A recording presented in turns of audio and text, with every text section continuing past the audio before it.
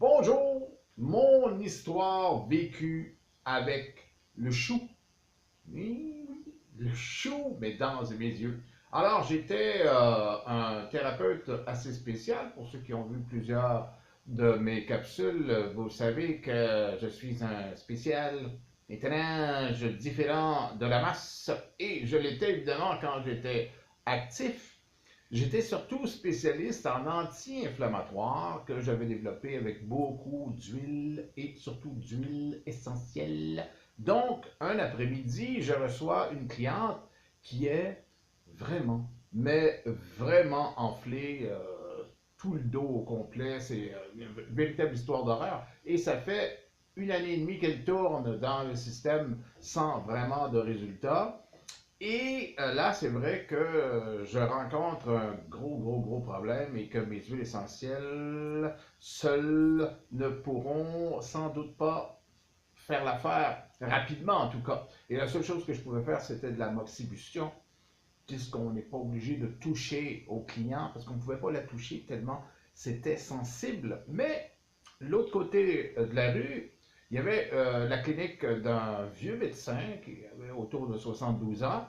Donc, je me suis dit, peut-être que lui, avec son expérience, connaît un anti-inflammatoire vraiment super. Donc, je lui pose des questions et il me répond du tac au tac, le chou. Immédiatement, je me suis dit, il se fout de ma gueule, le vieux Christ. Non. Et voyant ma réaction, il dit, je suis sérieux, le chou vert, entre autres, parce que frisé, évidemment, rouge et vert, mais c'est le chou vert qui est le meilleur des trois. Mais je suis toujours pas convaincu. Alors, il m'explique, quand on a une mastite, c'est-à-dire une masse dans le sein avec inflammation, on va mettre à la femme enceinte une feuille de chou parce qu'on ne peut pas lui administrer les anti-inflammatoires du système.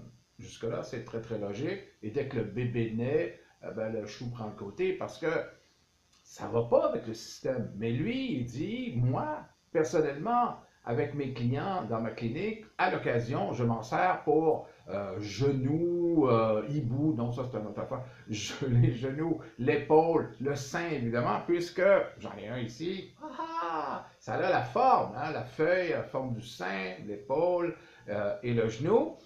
Et il y a quelque chose dans le chou qui aspire l'inflammation avec œdème. Et c'est vraiment très performant. La beauté de la chose aussi, c'est que c'est disponible partout à travers la planète. C'est un des légumes les moins chers en épicerie. Alors pour les grosses inflammations, je me servais du chou, pas seulement pour la première cliente, et d'ailleurs pour la première cliente, ça fut fabuleux. Et par la suite, et pour moi-même, la famille, etc. Le chou, comment qu'on s'en sert? C'est pas obligatoire de le faire bouillir ou quoi que ce soit. Tout simplement, vous prenez une feuille. Quand il est venu tout petit, là, la feuille est trop petite, mais quand il a cette grosseur-là ou même plus gros, bon, la feuille est quand même grosseur articulation.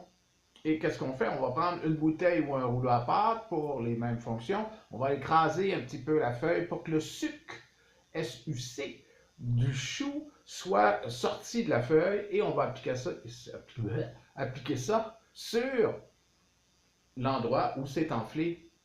Fabuleux. Au moins 2 heures, parce que le temps que le travail se fasse, 2 heures et plus.